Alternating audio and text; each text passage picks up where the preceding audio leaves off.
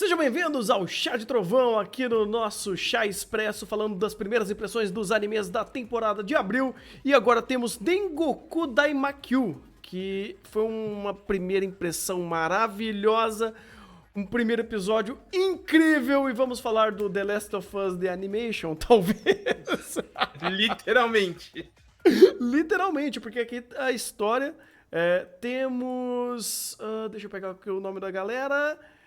a Kiruko e o Maru, que eles estão tentando sobreviver nesse mundo pós-apocalíptico, onde esse primeiro episódio mostra uma coisa bem interessante, cara, que eles vieram de um lugar que é uma espécie de uma colônia fechada e que eles estão agora sobrevivendo no mundo de fora, no mundo destruído. E foi estabelecido pra gente que nesse mundo existem criaturas, monstros, né, noturnos, que podem matar você e que armas parece que não funcionam, né? E aqui, literalmente, esse primeiro momento dele sobrevivendo. E é um show à parte de construção de cenário e de imersão ao momento. Porque, cara, isso daqui pouco se vê. Pouco se vê anime conseguindo fazer isso, de te introduzir a esse mundo apocalíptico, deles fazendo processos pra procurar recursos, e isso ser extremamente interessante, te apresentando o personagem, te apresentando recursos, te apresentando o que pé esse mundo está, algumas situações trágicas também, com algumas pequenas histórias que eles acabam se deparando quando eles encontram algum elemento de cenário, ou por que aquele cenário é assim, o porquê que aquela casa está trancada. É muito detalhado e é extremamente bem feito. Pra você não saber, né? Você não sabe o que aconteceu aqui. Você sabe que tem algum elemento misterioso, tanto dos monstros quanto do passado deles. E quando você vai só absorvendo as situações, você vai cada vez mais se inteirando a perspectiva desses dois. E isso para um primeiro episódio, para te ambientar primeiro, para criar carisma e perspectiva de personagem, e depois você vai entender de fato o que a história vai querer contar e para onde ela vai querer abrir, é maravilhoso, cara, porque a gente tem um trabalho excepcional de produção para conseguir contar essa história com uma maestria incrível, pelo menos pro primeiro episódio. Que provavelmente vai se manter porque parece que Tengoku tá com o anime já feito. Então, Como se a assim? gente pensa na...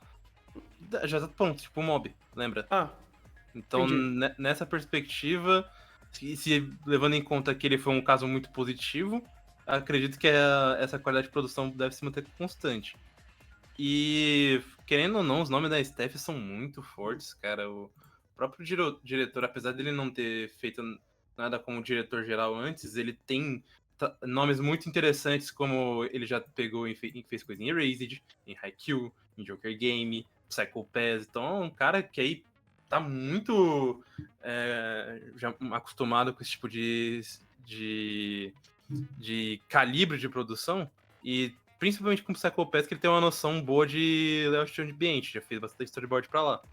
Então, esse tipo de coisa, inclusive, é muito importante pra Tengoku, porque, literalmente, falando aqui, brincadeira, que é The Last of Us The Animation, mas não tá tão errado, porque a perspectiva que eles têm pra aproveitar do layout de ambiente, contar muito detalhe por ele, e deixar o diálogo dos personagens se situando paralelo para que não seja muita informação, mas que também sejam coisas próprias, sabe? O ambiente conta uma coisa e os personagens contam outra, mas eles estão sempre atrelados um ao outro. Então isso é bem interessante, como eles conseguem fazer isso. Sim, sim. O Igor também deu uma palestra antes sobre essa primeira introdução. Você quer repetir? Ele ficou broxado. Ah, Ah, meu Deus. Cortou o barato dele. não tava gravando, né? Não Mas, tava, por isso que eu falei, calma, a gente tá testando formatos novos aqui.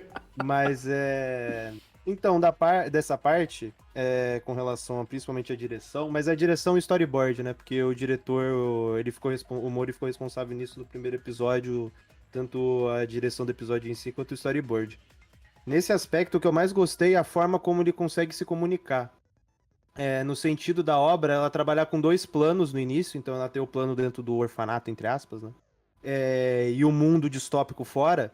E fora desse plano, ele consegue transitar entre eles e comunicar informações e contexto de personagem em ambos os planos. Então, enquanto em um momento ele te dá um contexto sobre uma vida deles ali dentro, restrita a um local, também pontuando esse aspecto de eles estarem presos ali dentro, deles não conseguirem sair, e até essa perspectiva de ninguém ali quer sair, ninguém quer fugir. Não é Neverland, que, pô, a gente tá preso aqui, vamos ver o que tem lá fora, né? O que tem lá fora? Então, tipo, ele coloca essa perspectiva de justamente esse ponto. Ninguém quer sair. Quando um descobre que tem alguma coisa além ali, aí existe um certo questionamento em cima desse ponto. Mas é interessante justamente porque ele seta, são contextos distintos, mas a forma como ele consegue comunicar e harmonizar ambos os pontos faz com que a narrativa te entretenha no aspecto de o que está acontecendo aqui, por que isso está sendo mostrado e por que é dessa forma. Então, enquanto ele mostra de um lado essa questão do orfanato e depois ele abre para a questão do mundo distópico, ele não precisa te dar um contexto do que aconteceu com o mundo. Você tem pequenos momentos de diálogo que setam essa ideia da calamidade e desse elemento distópico. Mas a própria direção conta tudo isso montagem visual. Então, quando ele muda o plano e mostra os dois caminhando, ele se dá o trabalho de mudar a questão dos takes em fazer sequência de takes abertos, sequências de takes mais fechados, mostrando a rua. Ou seja, ele se dá o trabalho de mostrar toda a caracterização do ambiente para você entender o contexto, entender o peso e entender o quão vazio é ali. Então, dentro dessa perspectiva, ele não precisa te setar a questão do mundo, ele não te precisa setar qual foi a calamidade que ocorreu ali, ele consegue apresentar isso com uma construção visual. Mas não somente isso, porque apresentar com construção visual, ok. Mas a forma como ele te conta é muita informação, é muito detalhe e é muita caracterização dos personagens, porque os personagens são extremamente vivos em primeiro plano. Eles agem, reagem e te dá a noção de que aquele ambiente é um ambiente vivo. E aquele momento que a personagem fala, eu tô cansada, ele reflete isso pra você da forma como ela fica ansiosa e deita no chão, e depois o outro puxa a mochila dela. Ou seja, toda essa ação é por conta desse aspecto de ansiedade. Não é aquela coisa do personagem, fala, não, eu tô X. Aí ele não tem reação nenhuma, não tem caracterização facial nenhuma, corporal nenhuma, não. Aqui ele fala que está e ele te mostra. E a personagem fala porque ela é extremamente... ela gosta de falar. Mas se ela não falasse, você entenderia só pela montagem visual. Ou seja, é muito detalhe. E é em todos os pontos. É desde construção de mundo, de ambientação, de dinâmica de personagem. Tudo isso o storyboard te conta. É um storyboard extremamente rico e é extremamente funcional pro primeiro episódio, considerando que ele ficou, vamos dizer assim, nas rédeas de tudo, né? Que ele ficou nessa questão do storyboard, da direção do episódio. Então ele consegue ter essa rédea e construir essa dinâmica que seja de maneira extremamente funcional. Porque quando você trabalha em dois planos assim distintos, você precisa ter um ponto que ele se comunique.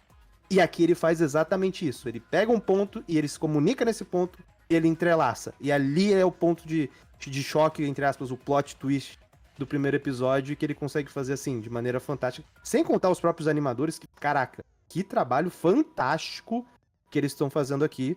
E, obviamente, com o storyboard base, assim, extremamente ambicioso. Não é o plano por contar plano simples, mas é o que eles também estão fazendo nesse sentido. É, assim, fantástico. Uhum. E é fantástico tanto para apresentação de ambiente quanto luta. Teve uma sequência de luta aqui animal, com rotação de câmera, utilizando todo o layout de ambiente para fazer as sequências, extremamente bem coreografado. Cara, é absurdo. Os caras estão tendo tato tanto para fazer essas cenas mais contemplativas, de mostrar o ambiente, de te ambientar a essa situação, como também já mostraram que quando eles vão precisar fazer a porrada comendo solta, também tem qualidade técnica para isso. E, bem, já se eles acertam no teoricamente mais simples ou no mais convencional dentro da história, quando eles precisarem mostrar algo mais carregado também, provavelmente vai ter. E eles, cara, apresentam e agregam isso a todo momento, seja no momento de apenas uma luta contra um manto de Minion maluco, quanto a apresentação de um bicho gigante, como o seu primeiro tato é um monstro aqui. Então, eles estão muito bons em todo o leque de preocupação para contar essa história, principalmente toda a narrativa visual que foi apresentada aqui, cara. Ele te dá tempo para contar, né? Ele tá tendo tempo para contar o que ele quer, ele tá indo aos poucos te setando primariamente esse mundo e personagem para você ter a ótica deles, para você ter o carisma deles, para você estar comprando de fato a história e daqui pra frente. Daqui pra frente, espero que seja uma história maravilhosa. É um baita primeiro episódio, um grande potencial da temporada e vem forte. Esse pode anotar que vem forte. Bem, alguém quer falar mais alguma coisa? Cara, só. Você comentou da luta, mas eu só queria ressaltar. Não é a luta, né? Mas é o trabalho de K-Animation do Shuto Enomoto. Que ele que fez aquela cena que a garota deita no chão e puxa a mochila e ela cai de sim. costas. Ele que animou essa cena. E, cara, é lindo o detalhamento. É lindo, lindo, lindo, cara. Toda a caracterização de movimentos, detalhes, porque é aquela coisa, são muitos detalhes corporais na movimentação. Então, desde detalhes na mão, no rosto, da própria roupa. Então, todos esses detalhes são extremamente bem acabados, extremamente detalhados. Então, esse é o tipo de coisa que a gente não vê com frequência com anime de temporada. E quando você vê o trabalho em torno disso e a forma como foi feito, que eu acho também incrível. E não só ele, não só eu citei um, né? Mas tem todos os animadores que estão aqui. Assim, um trabalho para um primeiro episódio fantástico, um primeiro episódio com uma introdução incrível. E eu acho importante ressaltar também o trabalho deles, porque, pô, é muito acima da média. Extremamente acima da média. Sim, sim. Então, Tengoku Taimakyu vem forte nessa temporada. Que é bom que a gente tem um anime de tanta qualidade inicial, assim. Espero que ele se mantenha. E o anime já tá finalizado, né? Assim como o Rafa falou. Ou pelo menos já terminaram de produzir. Então, a gente espera que tenha uma consistência ao longo dos episódios e que seja realmente um projeto muito acima da média e vai ser bacana acompanhar, cara. Vai ser bem bacana acompanhar. Tô fechadão com ele e é isso, cara. Esse foi Tengoku Daimakyu. Espero que vocês tenham gostado desse pequeno chá expresso, né? Essa pequena análise do primeiro episódio.